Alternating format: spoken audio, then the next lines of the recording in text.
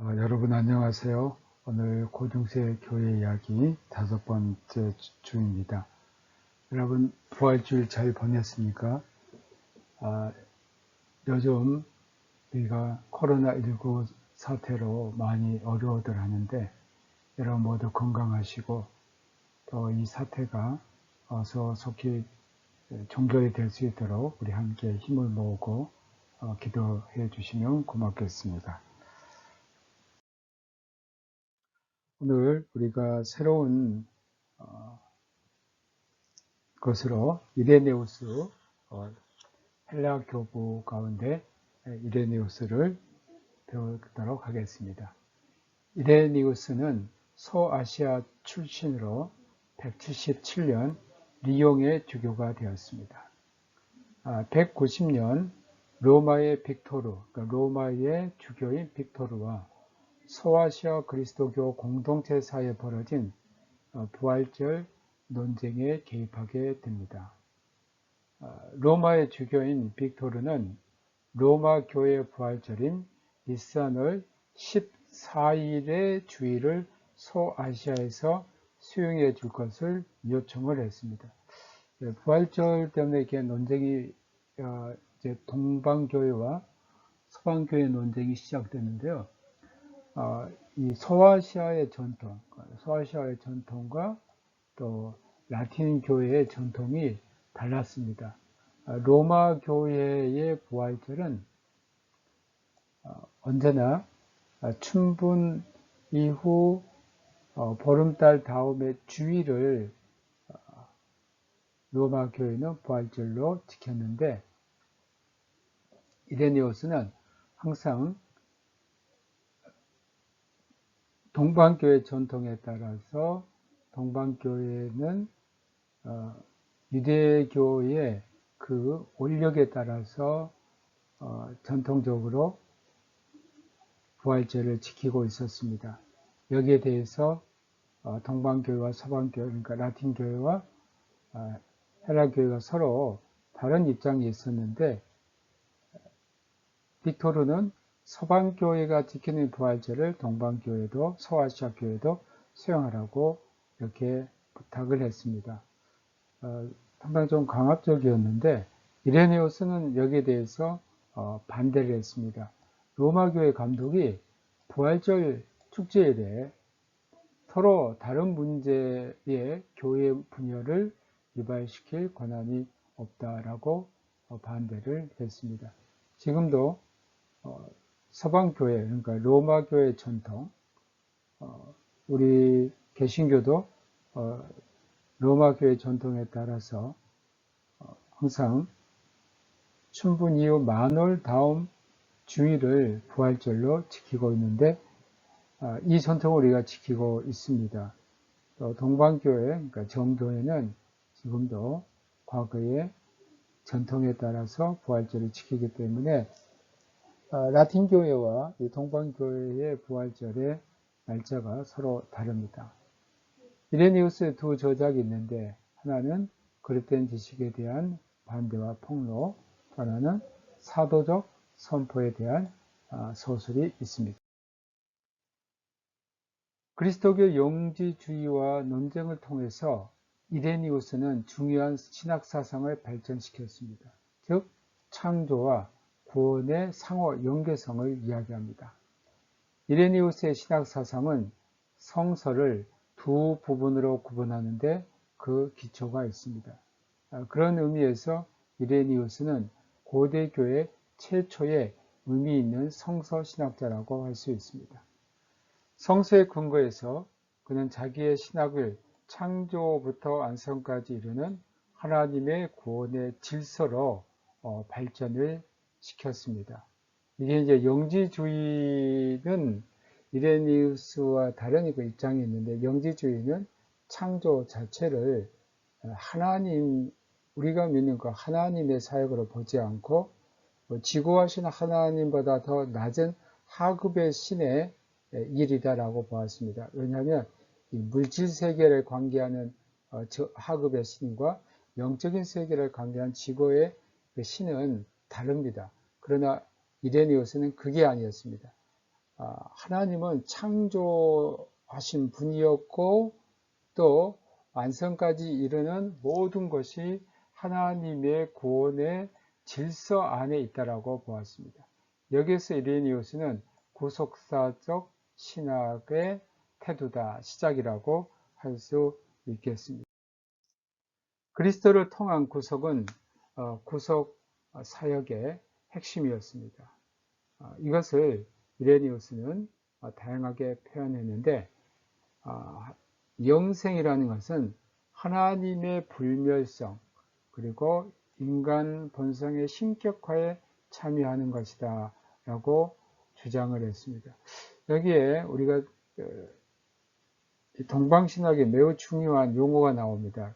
바로 이제 신격화인데 인간이 결국 구원이라는 것은 하나님께서 우리 인간을 원래 선하게 창조하셨고 또 인간 자체가 굉장히 거룩한 존재이기 때문에 결국 그러한 인간 본성을 다시 찾는 것, 신성에 참여하는 것이 바로 영생이다라고 구원이다라고 보았습니다.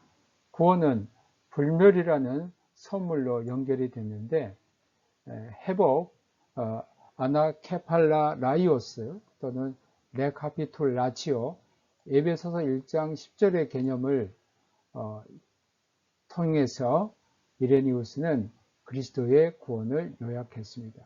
즉 구원이라는 것은 창조의 재현이다. 그러니까 하나님께서 우리를 처음 지으실 때 그 모습으로 회복되는 겁니다. 또 모든 창조 사역의 요약이라고 보았습니다. 그리스도는 인간의 죄 때문에 상실한 하나님 형상을 새 아담으로 다시 창조하는 겁니다.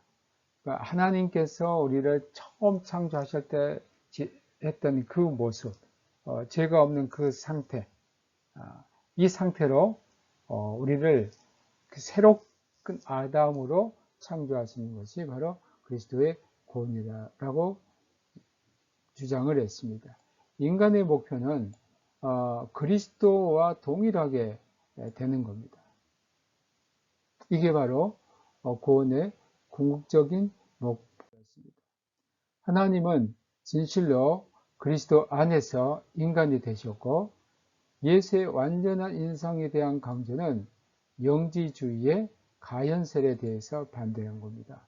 영지주의는 예수 그리스도의 완전한 인간성을 주장하지 않았습니다. 단지 예수 그리스도는 예수란 한 인간 안에 하나님의 그 아들이 잠시 머물렀다가 스쳐 지나가는 하나의 스쳐 지나가는 그러한 내계에 불과했지만 이게 바로 이제 영지주의 가연설인데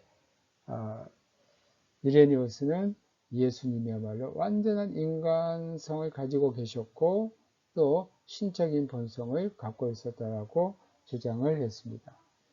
이레니우스에게는 변증가들과는 반대되는 근본적인 차이점이 발견이 됩니다. 여기서 구원이라는 것은 창조의 재현이라는 점입니다. 이레니우스에게서는 구원이란 단지 재현뿐만 아니라 창조의 완성이었습니다. 하나님께서 창조를 하신 그 완성이 무엇인가? 그것은 구원이라는 겁니다. 그리스도는 타락 이전에 아담의 피조성에 더 큰 가치를 부여하는 겁니다. 이를 통해 제시되는 것은 그리스도교는 자연 종교, 참된 철학이 아니라 하나님의 새로운 계시라는 겁니다.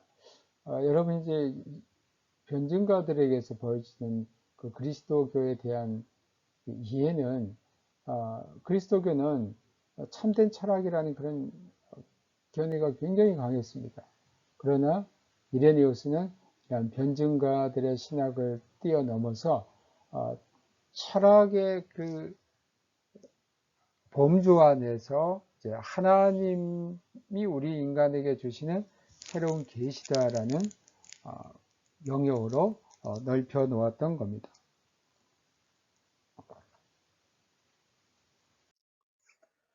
로마 사람 이레니우스는 다른 개성을 지닌 새로운 서방 교회의 교부로 터툴리안이 있습니다.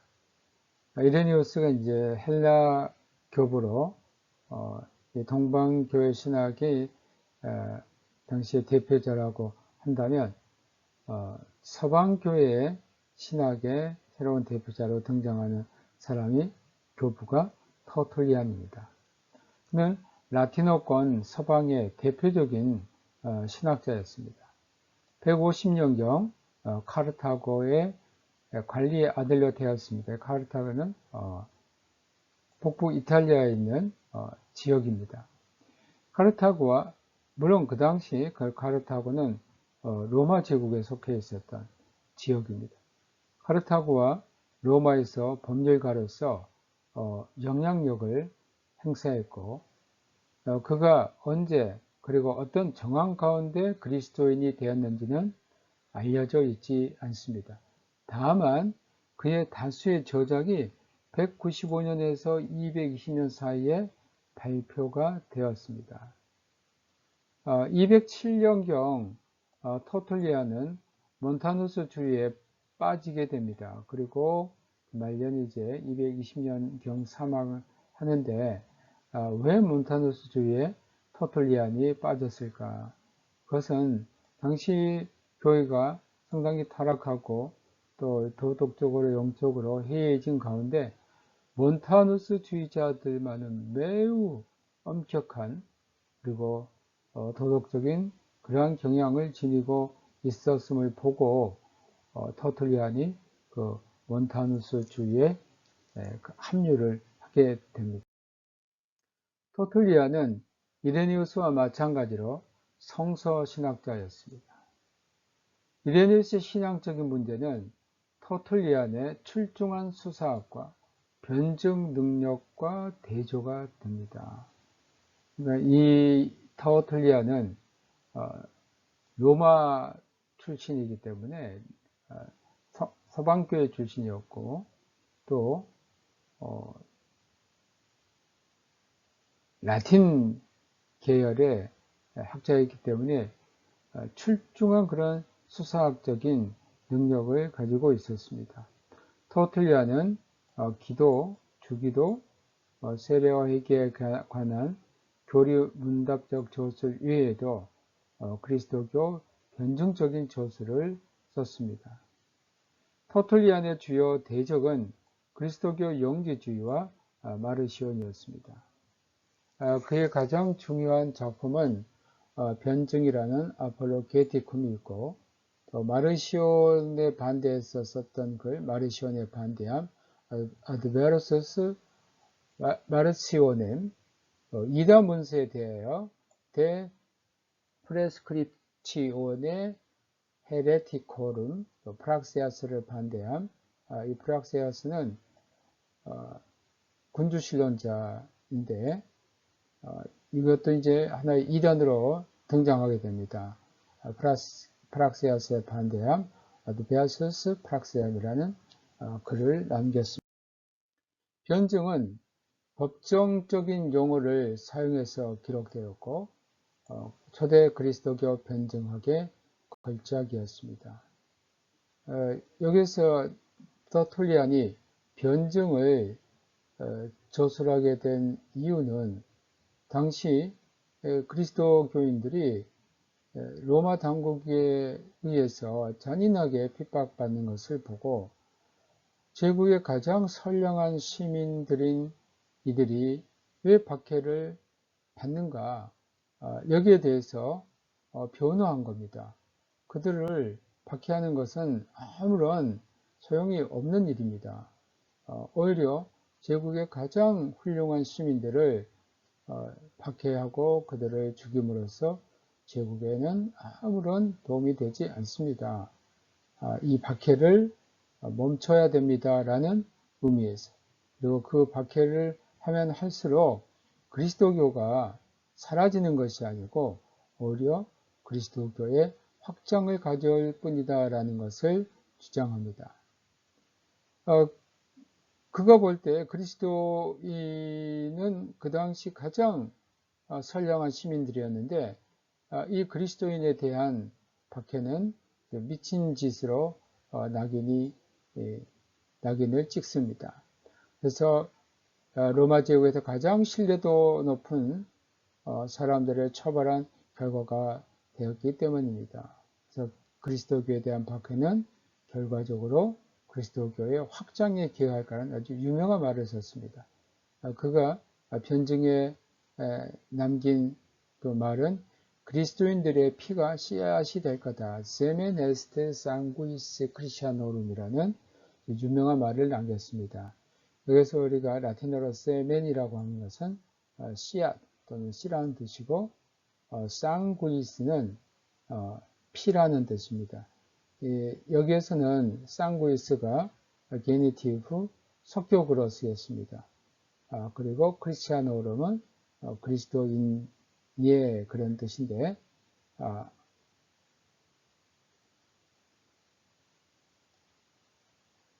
상구이스는 주격입니다. 죄송합니다. 게니티브가 아니고요. 그래서 씨는 그리스도인들의 크리스티아노름이 게니티브입니다. 그리스도인들의 피다. 이 말은 무엇이냐면 그리스도인들이 많은 피를 흘려서 이 땅에 그 피가 스며들고 결국은 그들의 피가 씨가 돼가지고 더 많은 그리스도교가 확산될 것이다 라는 겁니다.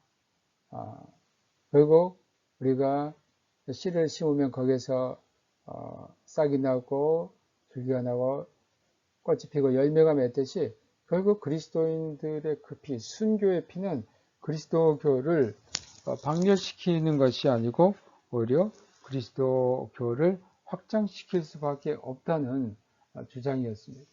사실 터툴리안의 이러한 말 그대로 그리스도교에 대한 박해가 로마 제국에서 계속됐습니다만 그것은 결코 성공하지 못했고 오히려 그리스도교를 박해했던 로마 제국이 그리스도교를 받아들이고 훗날에는 제국의 국교로까지 인정하게 되는 결과를 맞이했습니다. 터툴리안에서부터 새로운 국가 개념과 복종 개념이 출현합니다. 국가는 이제 자신의 종교적인 영광을 잃어버린 겁니다. 터툴리안은 철학이란 영지주의 이단의 본산이라고 여겼습니다. 터툴리안이 영지주의를 보니까 그 근본이 어디냐면 철학이었습니다. 그래서 터툴리안은 신학에 철학이 들어오는 것을 강력하게 배격했습니다. 그의 유명한 말이 우리가 예루살렘과 아테네와 무슨 상관이 있겠는가? 그러니까 예루살렘은 아테네와 상관이 없다는 것은 뭐냐면 예루살렘은 신학을 뜻하는 거고 아테네는 철학을 뜻하는 건데 신학과 철학은 아무런 관계가 없다. 오히려 이 철학이라는 것에서 영지주의가 생겨났다라고 그런 주장을 했습니다.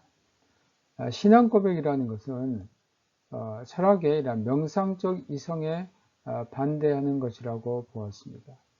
터툴리안은 자연적인 인식에 대하여 다음과 같은 말로 긍정적인 가치를 또한 부여했습니다. 본성적으로 그리스도인인 영혼의 증거다.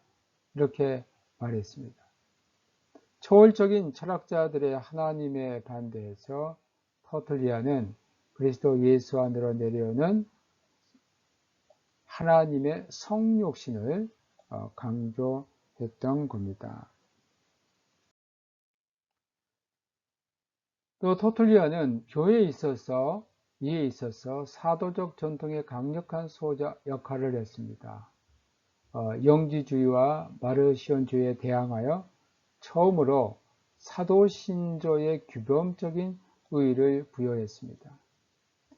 터툴리안의 신학적 표현들은 후기 삼위일체론과 기독론의 근간을 이루고 있습니다. 그 내용을 보면 아버지, 아들, 성령은 하나님의 일치, 한 하나님 안에 있는 세 개의 위격이다.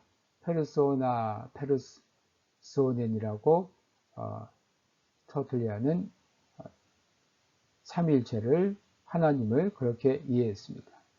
그래서 하나님은 세 개의 위격, 트레스 페르소네, 그리고 하나의 본체를 가졌다. 우나 스부스탄치아를 가졌다. 그러니까 한 하나님이지만 그 존재는 어떻게 되어 있냐면 세 개의 위격으로 되어 있다라고 삼일체에 대한 근본적인 그 토대를 마련을 했습니다. 아들은 그러면 어떻게 되느냐? 독립적 인격입니다. 그러니까 독립적 인격이라는 것은 아버지나 성령과는 떨어져 있는 그런 인격으로 되어 있는데 누구에게 나왔냐면 아버지로부터 나왔다 했습니다. 이렇게 아들이 독립적인 인격이지만 아버지로부터 나왔다고 주장함으로써 아들이 아버지에게 종속하는 결과를 가져왔습니다. 터툴리아는 이레니우스와 마찬가지로 삼위일체를 구속사적으로 이해를 했습니다. 기독론 문제에 관하여 터툴리아는 그리스도의 신적 본성, 인성, 인적 본성과 신성과 인성을 날카롭게 구분을 했습니다. 이 두 본성, 신성과 인성이 한 위격 안에 있습니다. 그러니까 성자의 위격 안에 있습니다. 그런데 이 신성과 인성이 연합을 했습니다. 그러나 혼합되지 않았습니다. 혼합되지 않았다는 것은 신성과 인성이 합해져서 어떤 제3의 존재가 되지 않았다는 겁니다. 그러니까 신성과 인성은 같이 있대. 신성과 또 인성이 같이 있대. 이 같이 있는 것이 결코 혼합되지 않았다는 겁니다. 그러니까 인성이 좀 이렇게 가고 또 신성이 이렇게 가가지고 제 어떤 혼합된 그러한 존재가 되지 않았다는 이런 존재가 결코 아니라는 겁니다. 로고스가 육체로 오셨으나 육체로 변한 것은 아닙니다. 그러니까 로고스라는 그 신적인 존재가 인성으로 변한 것이 아니에요. 로고스라는 존재는 하늘에서 온 거죠. 하늘에서 온 건데 이것이 뭘 입게 되냐면 육을 입게 되는 거예요. 근데 이게 하늘에서 왔다고 해서 육으로 변한 것이 아니다라고 터툴리아는 이해를. 그리스도는 무엇보다도 새로운 법을 알리는 교사로 이해를 했습니다. 구원의 목적은 무언가? 하나님의 명령으로 변화시키기 위함이었습니다. 또 은총이라는 것은 타락 때부터 인간 본성을 지배하고 있는 멸망을 제거한다는 겁니다. 그러니까 인간 본성이 결국은 멸망으로 밖에 갈 수 없는데 그것을 제거하는 것. 그게 바로 은총입니다. 인간의 자연 본성적인 멸망은 출생과 동시에 상속되는 거라고 했습니다. 이게 후기 원죄론의 원조가 됩니다. 그러니까 전에는 인간의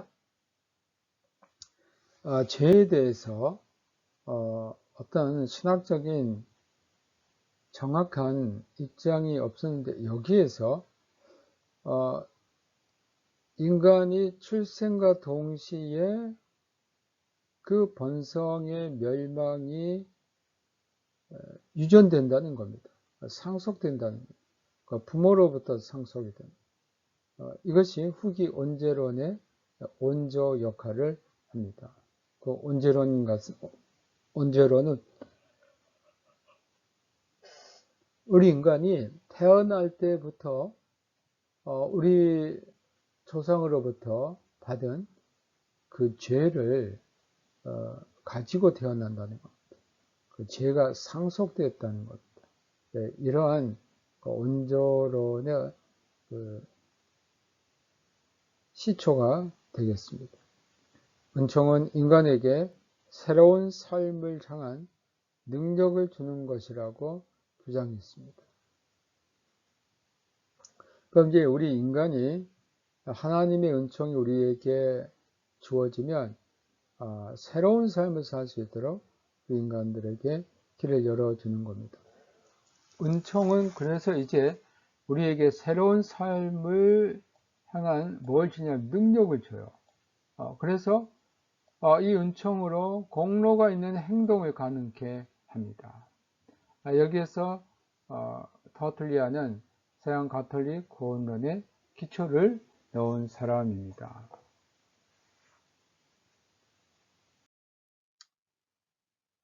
다음으로 알렉산드리아 신학입니다. 반영지주의 교부인 이레니우스와 터툴리아는 서방에 영향을 미쳤습니다. 동방에서는 다음 인물들이 이에 필적하는데 위대한 알렉산드리아인인 클레멘스와 오리게네스가 있습니다. 알렉산드리아의 신학도 역시 영지주의자들과 투쟁하였는데 영지주의적인 사고 유형을 변형하고 여기에서는 수용하려는 노력이 포함되어 있습니다. 이런 알렉산드리아 신학이 이러한 영지주의를 반대를 했지만 그 사고 유형을 변형하고 수용하는 노력이 있었다는 것은 알렉산드리아 신학은 특히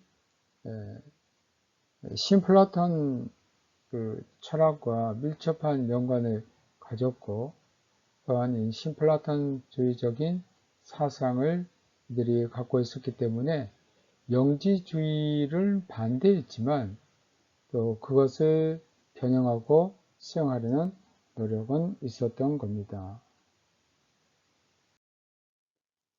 알렉산드리아 신학 작업은 클레멘스와 오리게네스가 영향을 미쳤던 소위 교리 학교의 범주에서 비롯됩니다. 알렉산드리아에는 당시 교리 학교라는 게 있었습니다. 이 교리 학교는 오늘날로 말하면 신학교의 태동이라고 할 수 있겠고요.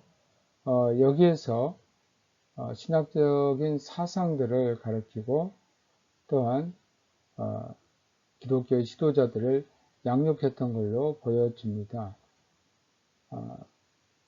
여기 처음으로 그리스도교와 이 교리학교에서 또 그리스 철학 사이에 주목할 만한 어떤 종합, 신태제가 시도가 되었습니다.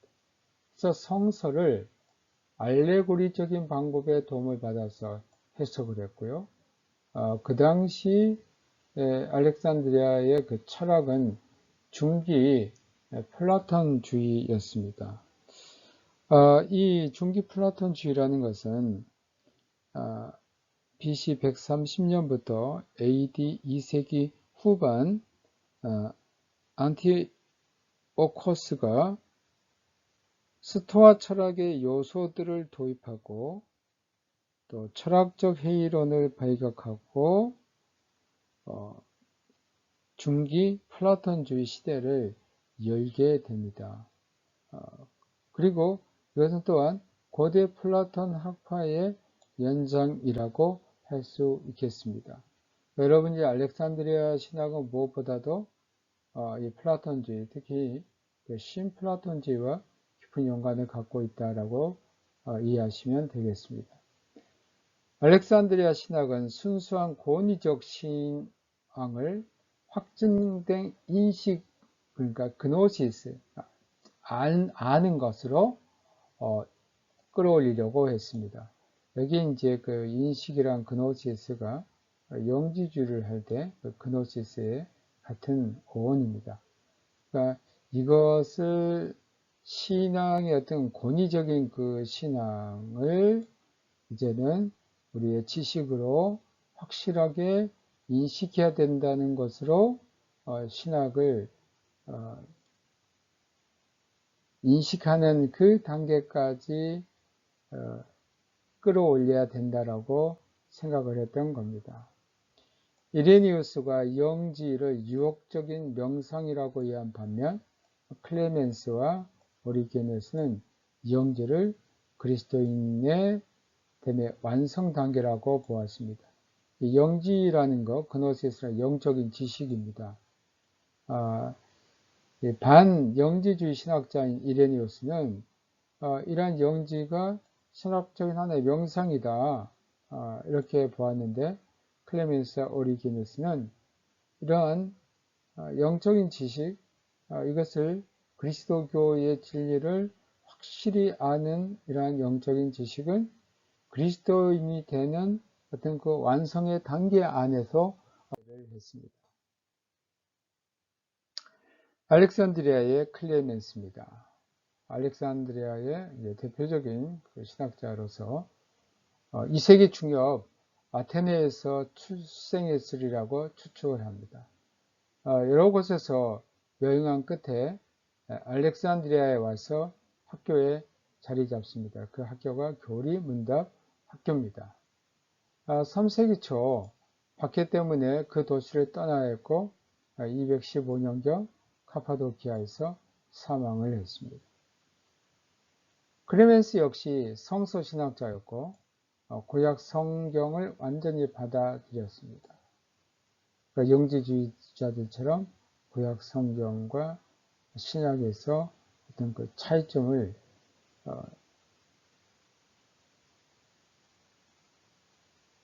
그는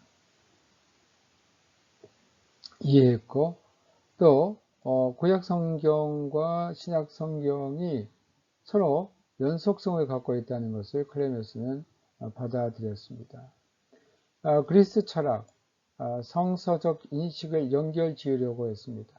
알렉산드리아 신학에서 이제 특징은 항상 이 철학과 성서, 또 철학과 신학을 연결시키는 시도를 합니다. 하나님의 로고스는 그리스도 안에서 인간이 되셨다라고 주장을 했습니다. 이것은 후기 고대의 지혜 속에서 공개적으로 강조를 했습니다.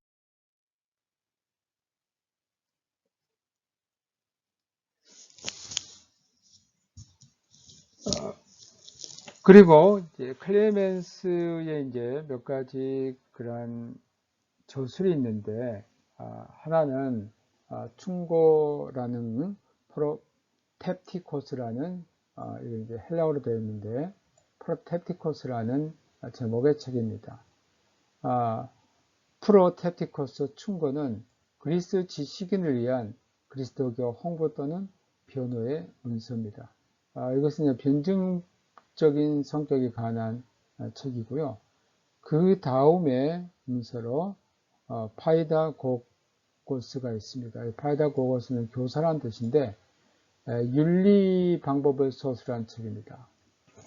올바른 그리스도인의 행동 동기는 양심 내면에서부터 온다는 것이고, 하나님의 로고스는 인간을 영적이고 도덕적 과정 속으로 이끌어 간다라고 했습니다. 세 번째 책은 스트로마테이스라는 제목의 책인데, 그 의미는 카페트라는 뜻입니다. 마치 카페트를 짜는 것처럼 다양한 삶의 양상들이 서로 혼합되어 있습니다. 신앙 인식은 이론이 아니라 오직 개별적 수용에 의해서 일어나는 것이라고 말했고, 완전한 그리스도인은 완전한 영지주의자다. 이제 이 말은 뭐냐면, 그리스도인이 그리스도교 영지주의자들처럼 그런 영지주의자가 아니고 완전한 그리스도, 완전한 그러한 그리스도의 진리, 지식을 알고 이해하는 자라 이제 이런 뜻입니다. 그리고 그는 더 이상 인간적 교사가 필요하지 않다고 했습니다. 왜냐하면 그는 이미 공동체 가운데 하나님과 함께 살고 있기 때문입니다. 완전한 그리스도는 그리스도의 그런 지식과 그리스도의 그 영적인 것을 완전히 받아들였기 때문에 그는 더 이상 그 그리스도교의 그러한 온전한 그러한 지식과 또한 영적인 삶에 있기 때문에 그는 더 이상의 교사가 필요치 않다라고 생각합니다.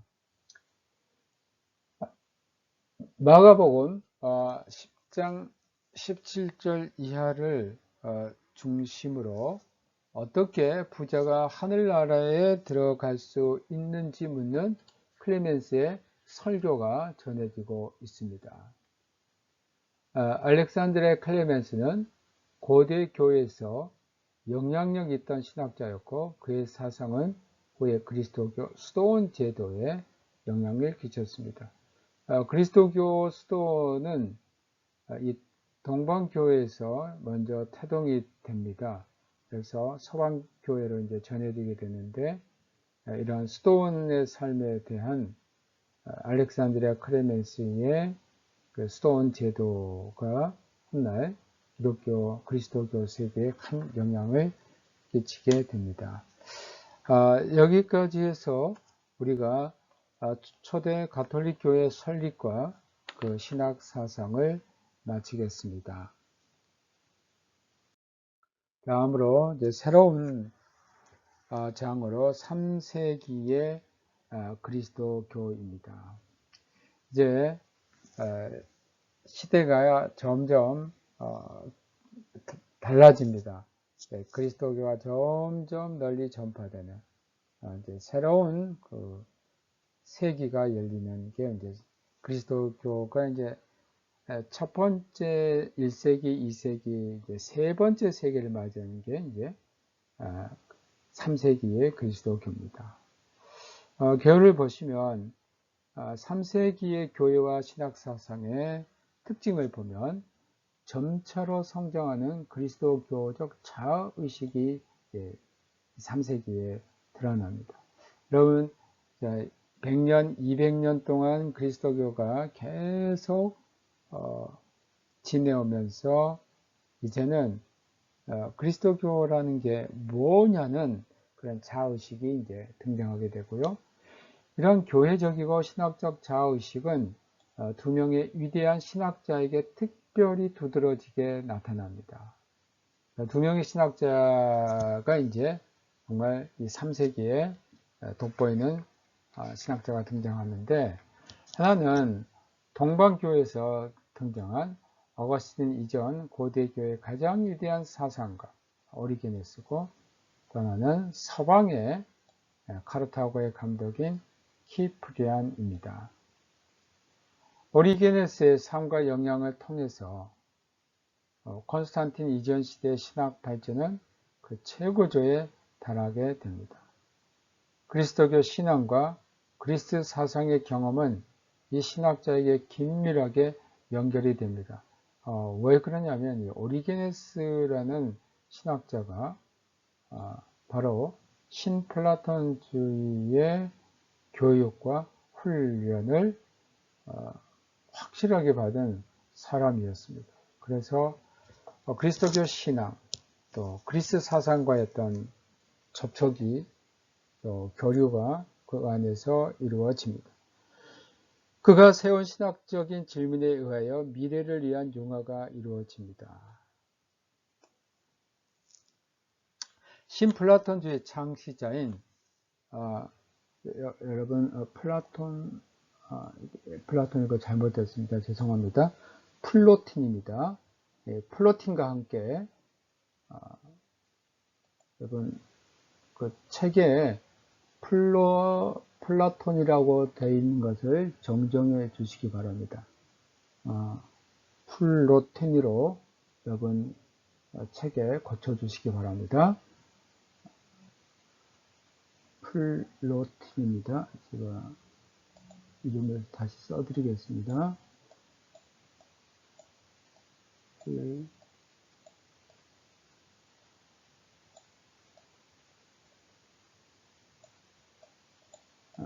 플로틴입니다. 또는 어떤 책에는 플로티누스라고도 나와 있습니다. 라틴식 이름인데 플로틴, 플로티누스. 그러니까 여러분들이 플라톤이 아니고 플로틴입니다. 죄송합니다. 이거 책의 인쇄가 잘못됐습니다. 함께 오리게네스는 자기 시대의 가장 중요한 정신적인 인물이었습니다. 이 플로틴은 신비주의 요소를 추가해서 신플라톤주의를 확립했던 신플라톤주의의 창시자라고 할 수가 있고요. 지구원 존재는 만물의 근원인데 신플라톤주의자들은 이것을 뭐라고 했냐면 모나드라고 했습니다. 모나드,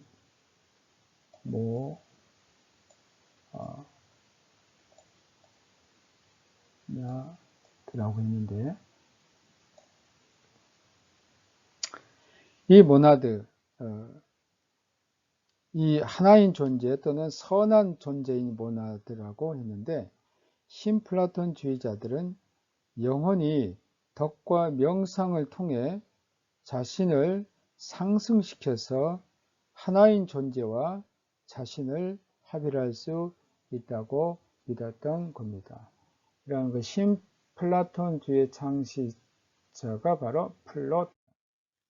3세기 중엽 서방에서는 이 시대의 두 번째로 중요한 인물이 영향력을 행사하는데 바로 카르타고의 키프리안입니다. 내용적으로나 시대적으로나 키프리안은 어거스틴, 토틀리안과 어거스틴 그 중간에 있는 인물입니다. 토틀리안, 어거스틴 그 사이에 있는 인물이 바로 시대적으로 사이에 있는 인물이 누구냐면 카르타고의 키프리안이다 할 수 있습니다. 이 세 사람 모두 북아프리카 출신의 저명한 라틴 교부라고 할 수 있습니다. 여러분 라틴 신학에 정말 중요한 그 교부들이 거의 다 북아프리카 출신입니다. 토틀리안도 그렇고요. 카르타고 또 블린제 토틀리안도 로마에서도 활동했습니다만 또 키프리안은 카르타고의 감독이었고 어거스틴은 타가스대 오늘날의 그 알제리에 있는 지역인데 물론 이제 어거스틴도 로마에서 활동을 했습니다만 나중에는 아프리카의 히포에 가서 주교를 했습니다. 전 교회 역사 가운데 키프리안은 교회 내의 교리를 완성시켰습니다.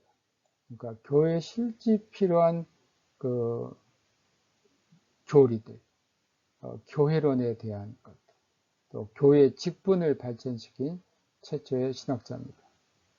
3세기 교회의 외적인 상황은 점차로 확고해집니다. 그래서 이 3세기는 기독교가 로마 제국 널리 퍼지게 되는데요.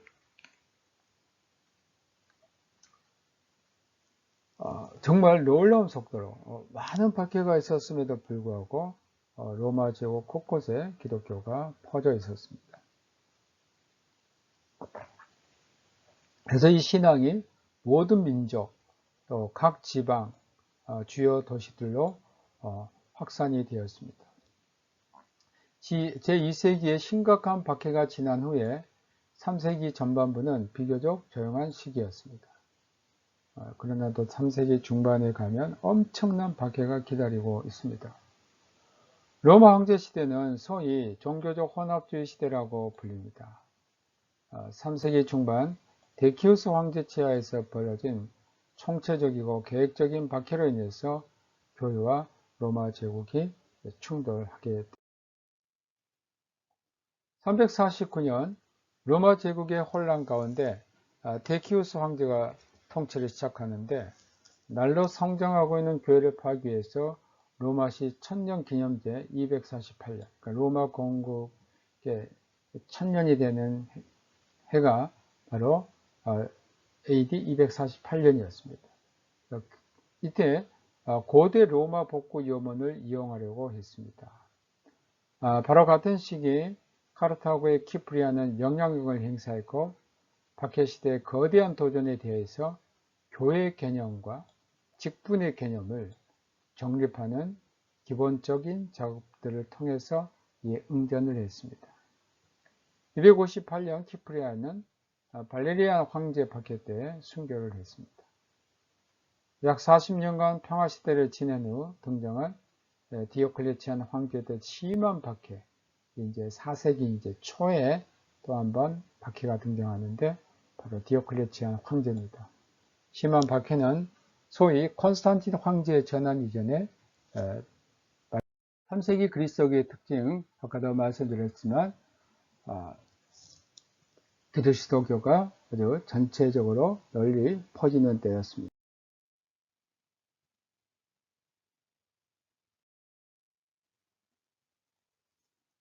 시간에는 오리게네스의 생애에 대한 약사를 말씀드리겠습니다. 4세기 전반 오리게네스의 친구이자 제자인 가이사랴의 감독 유세비우스는 자신의 교회사 제6권에서 오리게네스의 생애와 영향을 자세히 기술했습니다. 오리게네스는 185년 알렉산드리아의 그리스도교 가정에서 출생하여 성장을 했습니다.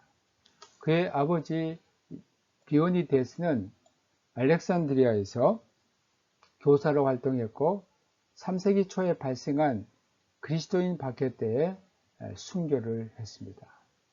오리게네스는 어린 시절에 마태복음 19장 12절 말씀, 그 말씀 보면 어머니의 태로부터 된 고자도 있고 천국을 위하여 스스로 고자된 자도 있도다. 이 말을 받을 만한 자는 받을지어다.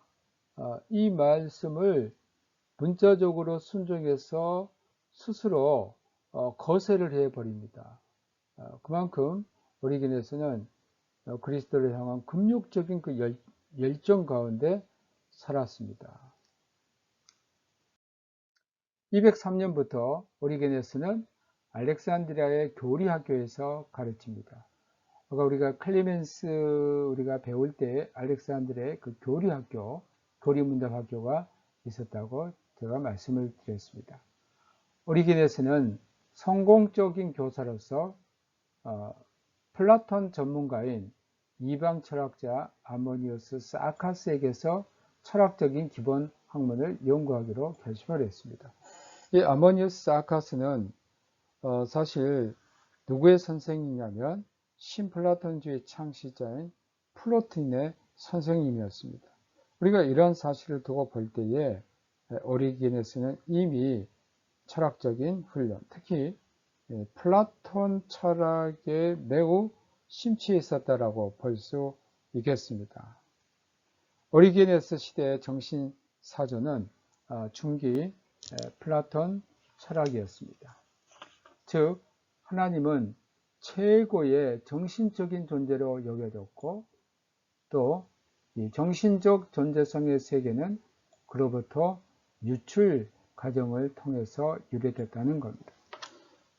우리가 이런 그 최고의 그 정신적인 존재, 하나님, 정신적인 존재가 유출이 돼요. 여기서 이제 유출이 되면서 점점 여기서 멀어질수록 무엇으로 가냐면 정신적인 세계에서 이제 육의 세계로 이제 유출이 되는 거죠.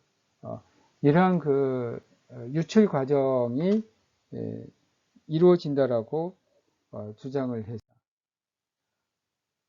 231년, 32년에 소위 오리게네스 사건이 발생이 됩니다. 그 사건의 배우는 교리학교를 자신의 감독 아래 두려는 알렉산드리아의 감독 데미트리우스와 자유롭게 가르치려는 오리게네스 사이에 벌어진 권력투쟁이었습니다. 그러니까 데메트리우스와 오리게네스 사이에 이제 갈등이 있었습니다.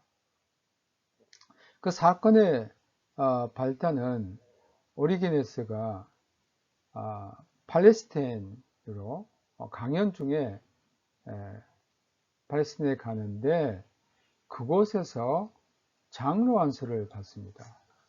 이것은 데메트리우스에는 굉장히 좋은 기회였습니다. 왜냐하면 오리게네스가 교회법을 어겼기 때문입니다. 오리게네스는 교회적으로 보면 알렉산드리아의 감독 하에 있는데, 그러면 그는 알렉산드리아의 감독에게 전적으로 순종해야 되고 또 그곳에서 장로 안수를 받을 수 있습니다. 그러나 그는 교회 자기 소속이 아닌 곳에서 장로 안수를 받음으로써 결국 오리게네스는 팔레스틴 가이사랴로 자신의 임지를 옮겨야만 했습니다. 이 유명한 교사 오리게네스는 소아시아, 또 그리스로 이렇게 또는 로마로 옮겨 다니면서 가르쳤습니다. 결국 254년 데키우스 황제의 그리스도인 바게트에 순교한 것으로 전해지고 있습니다. 그의 저설은 제1올리라는 페리 아르현이라는 것이 있습니다. 이게 라틴어로 데 프린치피스라고 번역이 되는데요. 이것은 페리라는 것은 뭐뭇에 관하여라는 뜻이고 아르현은 최초 또는 시초라는 뜻입니다. 이건 오리게네스의 그리스도교 신앙을 조직적으로 규합한 최초의 책이다. 오늘날로 말하면 교의학, 조직신학이라고 할 수 있습니다. 이 작품을 통해 비로소 구속사적인 교회 전성은 알렉산드리아의 중기 플라톤 철학의 추상적 범주 그리고 가치 개념과 연결되었음을 볼 수 있습니다. 그의 표현 구조에 따르면 철학적 신학적 체계는 영지주의적인 신비와 비슷하다는 겁니다. 그리고 다음의 요소들이 포함되어 있습니다. 하나님은 절대적이고 불변하는 영적인 온 존재이다. 그러니까 최초의 존재입니다.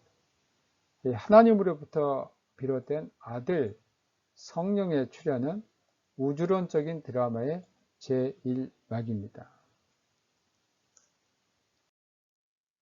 하나님으로부터 비롯된 아들과 성령의 출현은 이게 이제 하나님에게서요 나오는 거죠.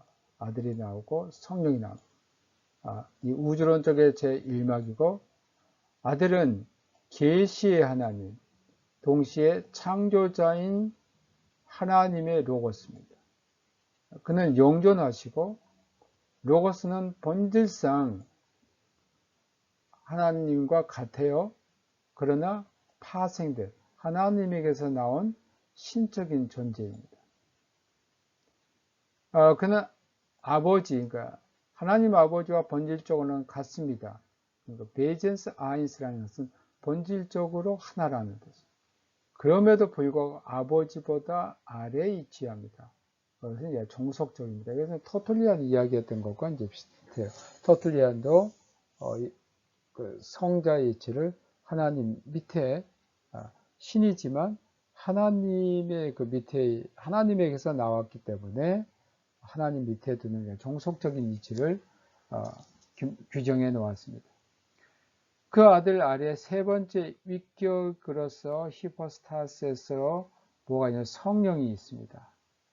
이 세 본질이 함께 삼위를 형성하는데 다른 영적 존재들이 그 아래에 위치하고 있습니다. 하나님으로부터 지음을 받은 모든 물질들은 자유의 선물을 받았습니다. 이제 이게 바로 이제 자유의지라고 할 수가 있겠죠. 저들은 이 자유를 하나님에 대항하는 것으로 사용했습니다. 하나님으로부터 이제 멀어지는 것은 타락을 향해서 가는 건데, 그것은 형 이상학적인 하나님에서 점점 형이하학점이 떨어집니다. 그래서 이제 된 게 뭐냐면 하나님에서 좀 멀어지는 게 이제 천사, 그리고 이제 인간, 그리고 완전히 심연으로 떨어진 것이 악마입니다. 이로써 이 세상은 신학적으로 볼 때 유배지입니다. 최후에는 카오스가 아니고 코스모스다라고 했습니다. 언제나 하나님의 징벌은 하나님의 교육 도구라고 이해했고, 하나님의 진리로 돌아갈 것, 또 예수 그리스도 안에서 구원과 연결되어 있는 도구였습니다.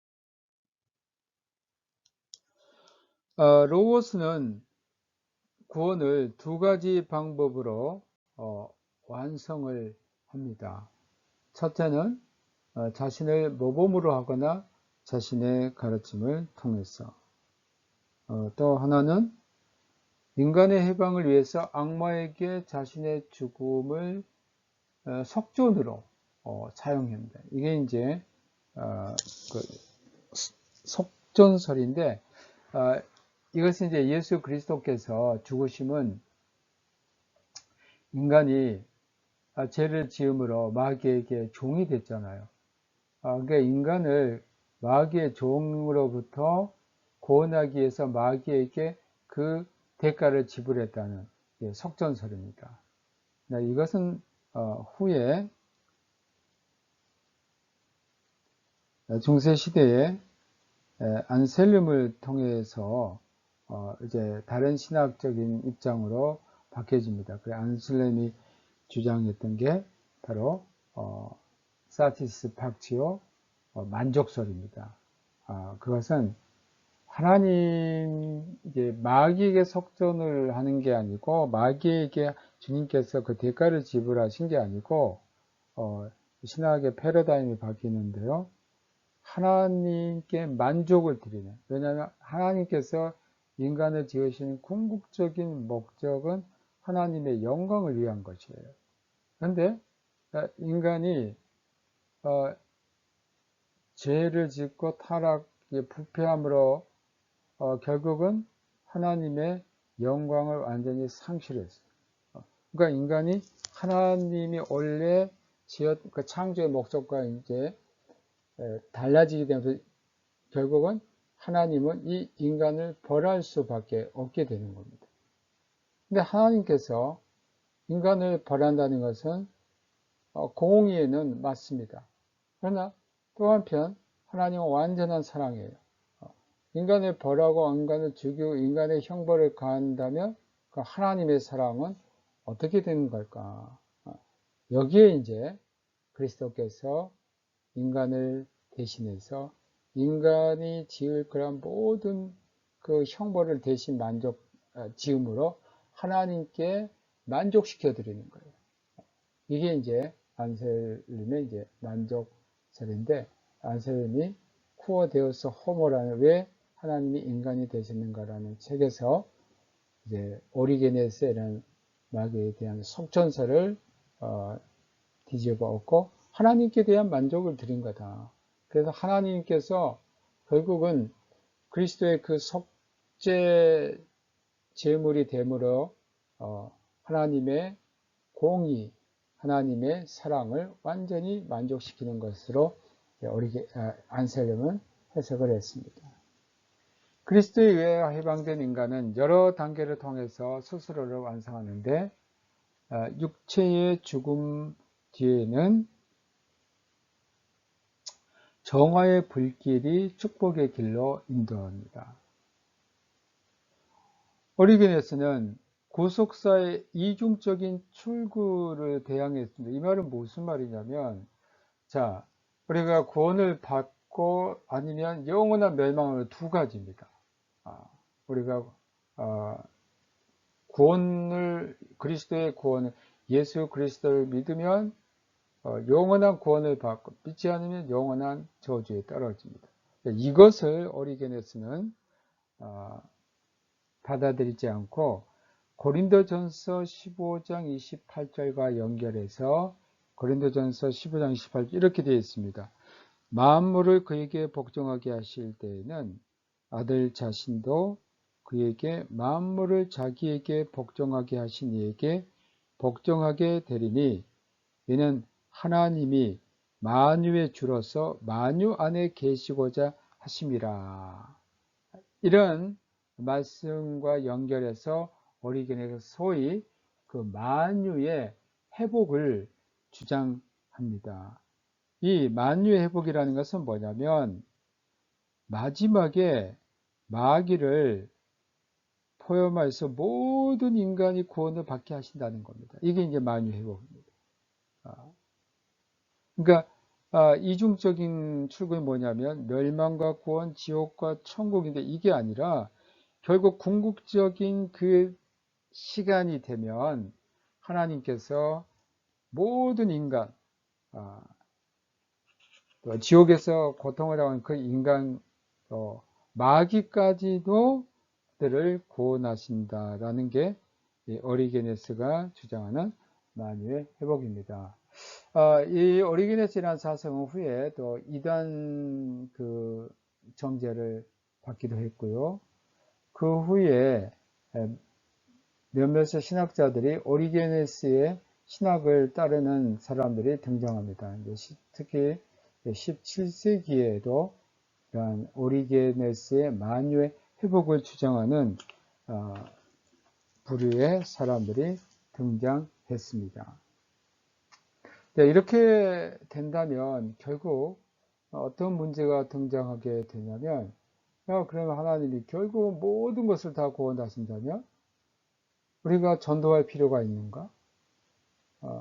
우리가 정말 그리스도의 대속의 그 구원의 은총이 무엇인가? 그리고 그리스도께서 왜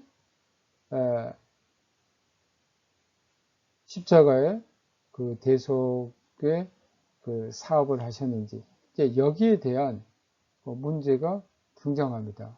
그럼으로써 오리게네스의 만유 회복설은 많은 반대를 일으켰고 또한 이러한 그 사상에 대해서 교회는 정죄를 했던 겁니다. 로고스는 선제하는 가운데 자신을 순수 인간적인 영혼과 연결을 시켰습니다. 로고스와 영혼의 연합은 마리아에게로 들어가 가지고 그러니까 로고스 영혼 연합이 여러분 이제 잘 보세요. 이게 누구에게든 마리아한테 들어가요. 그래서 그리스도를 신과 인간이 되게 했습니다. 테오스 안트로포스가 되게 했어요. 그리스도를 통한 구원은 영적으로 그리고 도덕적으로 영향을 끼치는 것입니다. 그는 교회는 우선적으로 교육기관으로 보았습니다. 즉 로고스를 위한 교육의 장, 교회 기관을 이뤄서 인정을 받는 것이고 영과 직제가 연합을 이루어져야 했습니다. 이것은 뭐냐면 교회에 직제를 가는 사람은 거기 뭐가 있느냐? 영이 있어야 되는 거죠. 다른 말로 하면 성령이 그 안에 이제 있어야 되는 거죠. 이게 이제 교회 직제를 받은 사람들은 그게 이제 같이 있어야 됩니다. 고대 교회 내 처음으로 세례와 성만찬에 대한 신앙 고백이 이루어집니다. 또 하나님이 교육하신다는 생각이 오리게네스는 있었고 또 재판이나 범죄, 용서에 관하여 순수한 성서적인 정거는 설 자리가 없었습니다. 또 징벌은 잠정적으로 이해됐고 심판에 대한 깊은 생각은 아직 없었습니다. 그러니까 이 징벌이라는 것은 계속되는 게 아니고 어떤 시간이 지나면 이제 맞춰지는 거예요. 이런 점에서 이러한 징벌 사상은 만유 회복과도 연결이 돼가지고 결국은 하나님이 어느 정도 징벌을 하시되 그 징벌을 이제 끝내고 다 구원하신다는 그러한 사실입니다. 다음으로 성서학자로서 오리게네스입니다. 오리게네스는 성서학자로 아주 당대에는 가장 탁월한 학자였고 주석을 썼고요. 코멘타레, 또 주의 설교, 호밀리엔, 그리고 본문 출판이라는 텍스트 아우스갑이라는 이런 성서 해석을 했습니다. 성서를 이렇게 해석했습니다. 주석서는 스콜리엔과 호밀리엔으로 구분이 되는데 스콜리엔은 개별적 본문 주제를 스콜리엔이라고 했습니다. 또 호밀리엔은 성서책들을 계속 주석하는 것을 호밀리엔이라고 했습니다. 오리게네스가 성서신학자로서 아주 유명한 것이 있습니다. 성서를 해석할 때 우의적 해석법을 도입을 한 겁니다. 그래서 고대 작가들의 우화와 연결시키는 작업을 시도했습니다. 이러한 그 알레고리시안 해석법은 상당히 주관적인 해석이었기 때문에 훗날 많은 문제들을 일으키게 됩니다. 루터는 성서학자로서 이러한 우의적인 해석법을 경계했습니다. 그리고 루터는 이러한 우의적인 해석법을 배격했습니다. 무엇보다 성서는 먼저 철저히 첫 번째 할 때 것은 문자적인 해석을 해야 된다라고 루터는 주장을 했습니다. 성서 신학자로서 특별한 의의는 포괄적인 구약 성서의 본문을 편찬을 했습니다. 그래서 6개 언어 대조인 대조 성경인 헥사플라, 헥사라는 6개고요. 플라는 기둥입니다. 그러니까 여러 번역본을 이렇게 같은 본문을 써서 서로 6개의 언어를 대조했습니다. 즉 히브리어 성서의 온 텍스트와 여러 개의 그리스어로 된 구약의 번역을 6개의 그러한 대조본으로 모아놓은 그러한 성경이 바로 헥사플라입니다. 그러니까 처음에는 히브리어 온 텍스트, 그 다음에 그리스어 여러 가지 텍스트로 이렇게 6개로 같이 성경을 묶었습니다. 그래서 이것은 그 당시로 굉장히 독창적입니다. 여러분 혹시 성경 가운데 우리말과 영어 이렇게 대조한 성경을 보신 적이 있을 겁니다. 그것처럼 이것은 이제 우리말과 영어 2개의 언어인데 헥사플라는 6개의 언어를 동시에 대조해서 볼 수 있도록 만든 책입니다. 오리게네스는 해석 작업을 통해서 성서의 본문을 기본적으로 3가지로 구분했습니다. 하나는 육적인 의미, 그것은 문자적 해석, 또 혼적인 의미, 그것은 정신적, 또 영적인 의미, 이건 성령적. 그래서 육적인 의미, 혼적인 의미, 영적인 의미, 이러한 3가지 의미로 성서를 해석을 했습니다. 다음으로 우리가 키프리안에 대해서 배우도록 하겠습니다. 키프리안은 터툴리안과 어거스틴 사이에 있는 가장 그 사이에 있는 그리고 그 사이에 가장 위대한 서방 라틴계 신학자입니다. 키프리안은 내용적으로나 시대적으로 터툴리안과 어거스틴 사이에 있습니다. 캐슬리우스 키프리아누스는 이것은 라틴어식 이름입니다. 여러분 그렇게 이해해 주시기 바라고요. 210년경 카르타고에서 출생했고 수사학자가 되었다가 40살 때에 그리스도인이 되었습니다. 세례를 받고 나서 곧 카르타고의 장로가 되었고 감독이 되었습니다. 250년부터 251년 사이에 벌어진 데키우스 황제 그리스도인 박해 때 그의 영향력을 발휘했습니다. 결국 발레리안 황제 때인 258년에 순교를 했습니다.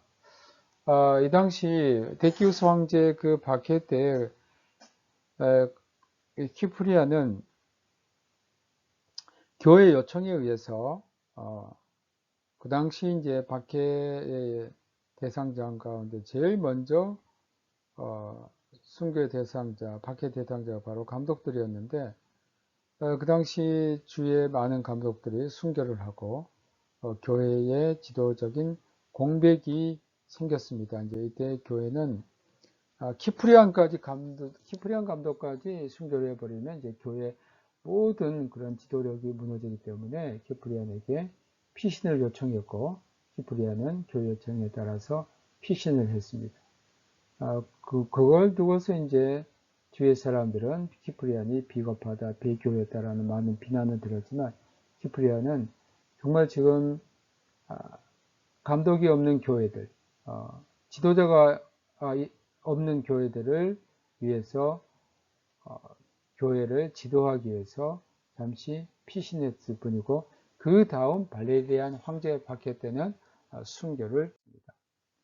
그래서 첫 번째 작품은 구제에 대한 소책자, 또 인내에 관해서